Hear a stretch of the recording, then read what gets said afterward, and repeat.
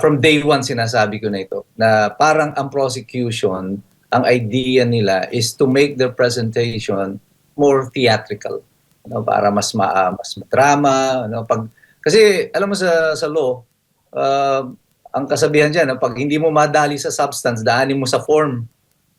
Dito, feeling ko, nararamdaman nila in terms of substance ng kanilang mga ebidensya, malayong-malayo pa sila in securing a conviction based on evidence. So, you try to put up a performance so that it's worthy of the audience na nanonood. Hindi, actually, alam nyo, attorney, nung na-interview din namin si Senator Robin, yan din ang unang pinuna niya. Bakit daw yung prosecution ay nagbibitaw o nagpaparinig pa sa Senator Judge? Magulo pa dun sa sa mismong hearing, attorney. Ang gulo pa nila dun. So, ito ba ay masasabi nyo talagang, kasi, di ba si Chis Escudero, mukhang yan na yung patunguhan niya eh. It's about time na ito mga to ay ma-reprimand o ma-contempt o ma-warningan? Dapat noon pa ito, kaya lang masyadong naging maluwag ang Senado, ang presiding officer sa kanila, siguro dahil ilang araw pa lang naman. Kaya lang, parang habang lumalaon yung araw, parang patindi ng patindi yung mga commentaries. Parang akala nga nila wala na sila sa hearing, parang feeling nila parang nasa SMNI lang sila na nagbibigay ng kanilang mga komentaryo na nasa TV, which should not be the case.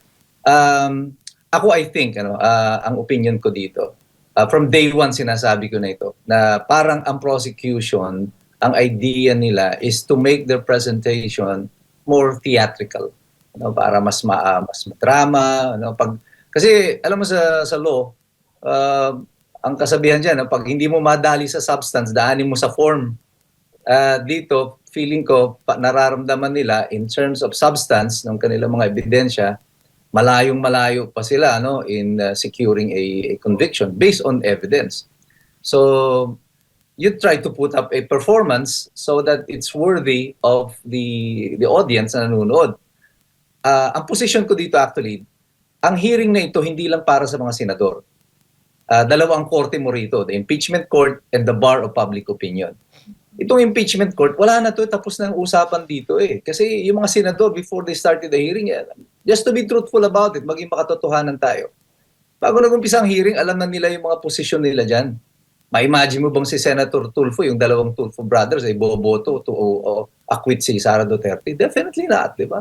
Senator Robin, i-convict niya ba si Sara Duterte? Definitely not. So itong proceedings na ito, para na ito sa atin, ito ipalabas para sa atin to change and to shape our hearts and mind ukol sa ating opinion kay Sara Duterte. But I think in both form and substance, kung ang intention nila ay i-shape nila or bigyan tayo ng panibagong opinion tungkol sa Vice President Sara, mukhang nagiging failure ang prosecution dito in both fronts. Attorney, yung sa naman, yung hindi lang abogado yung mga may ingay ngayon lalong-lalo na yung mga congressman. So parang after ng hearing, lagi silang may pa-presscon. Ano na bang masasabi nyo dito? Tama ba itong ginagawa nila o naapektuhan ba yung trial dahil sa ginagawa nitong mga to? O parang parehas din ba to ng regular na trial na hindi mo pwedeng ikwento o hindi mo pwedeng ipagsabi yung merits ng kaso? Tama po ba, attorney? Paki-explain nga po. Tama po yun. Makikita mo dito the difference between the press conference ng depensa at saka ng prosecution. Ang depensa, laging si Attorney po walang ang nagsasalita. And very limited yung kanyang sinasabi. He seldom touches yung mga pinag-usapan, yung mga legal arguments sa kanyang mga pahayag. Nagfo-focus lang siya like a summary of what actually happened. Pero as to the nature of the presentation, ano sa tingin niya yung opinion nila sa mga ito, iniiwasan niya yon because that is how it should be. So hats off kay Attorney Poa for doing his job well. However, pagdating mo dito sa prosecution, iba ang sistema dito. Pati yung mga hindi naman nasabi ng witness, mga papasukan nila ng kanilang sariling interpretation. At kung pakikinggan mo si Redon, sa tuwing matatapos ang hearing, parang feeling mo, di ba? panalo na agad siya doon sa kanyang pinagsasasabi. So, yung kanyang mga opinion dito ni Attorney Ridon, I think this will be called out by Senator Cheese. Ano? But I think yung kampo nila ang sinasabi tungkol dito. Kasi nga, after the hearing, yung press conference nila goes beyond no? Doon sa kung anong nangyari doon sa proceedings. May mga patutsada, pati mga senador, pati yung mga defense counsel. The usual na style nila diyan sa Kongreso na may pagka medyo, alam mo na, medyo maere, medyo may kayabangan ang dating sa mga mamamayan. But that's typical of them. Hindi na tayo nasusurpresa sa ganun. But that should not be the case if this is really a true impeachment case. Pero attorney, linawin natin hindi lang po yung private prosecutor, kasama ho dito yung mga congressman na prosecutor. Most especially them kasi si Ridon ang parang spokesperson nila ngayon Dati si yung Kabataan Party List si Ko yung natutulog doon sa Senado habang nag-hearing. So siya dati ang madalas nagsasalita and then ngayon si Ridon na yung nagsasalita. Ang problema diyan, may designated spokesperson na sila. Yung mga abogado may sarili pa, may mga post pa sila at nagko-commentary din sila. So parang parang disorganized yung prosecution insofar as media coverage, social media coverage is concerned. Pagdating sa depensa, kita mo very disciplined sila kasi panay si Attorney Poe lang ang nagsasalita. So walang masyadong confusion. Dito sa prosecution, medyo magulo ang nila dito. Kung hindi sila nag-uusap-usap kung sino talaga. Parang lahat gusto maging bida ba? Pero tama kay attorney, itong defense napaka-professional. At itong prosecution mukhang magulo.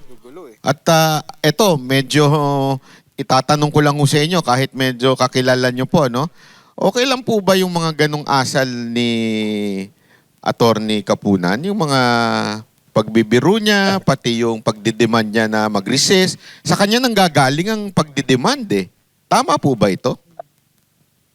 Well, with due respect kay Attorney Kapunan, I think that is uncalled for, yung mga ginagawa nila yan sa Senado. But I understand kung bakit nyo ito ginagawa, lalo nung nagharap sila ni Attorney Ferrer. Kasi ako mismo, when I was a young lawyer, may mga matatandang abogado, ganyan ang habit.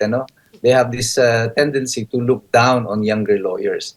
At talagang didikdikin kanila. Until I learned the technique, how to deal with difficult lawyers like this, yung mga mas matatandang mga abogado. So I understand where Attorney Kapunan is heading. Nakita niya yan kasi I think she did that because she saw that Attorney Ferrer, I'm just giving my fair commentary. I like the way Attorney Ferrer held her ground against Attorney Kapunan. However, nakita ko dito, napansin ni Attorney Kapunan na si Attorney Ferrer is medyo fidgety. Alam mo yan, yung tap siya ng tap ng ballpen, tinatap niya yung table. That means ninenervyos So, the experience of Attorney Kapunan, ang ginawa niya, inagitate niya si Attorney Ferrer, hoping that by agitating si Attorney Ferrer, she will make more mistakes.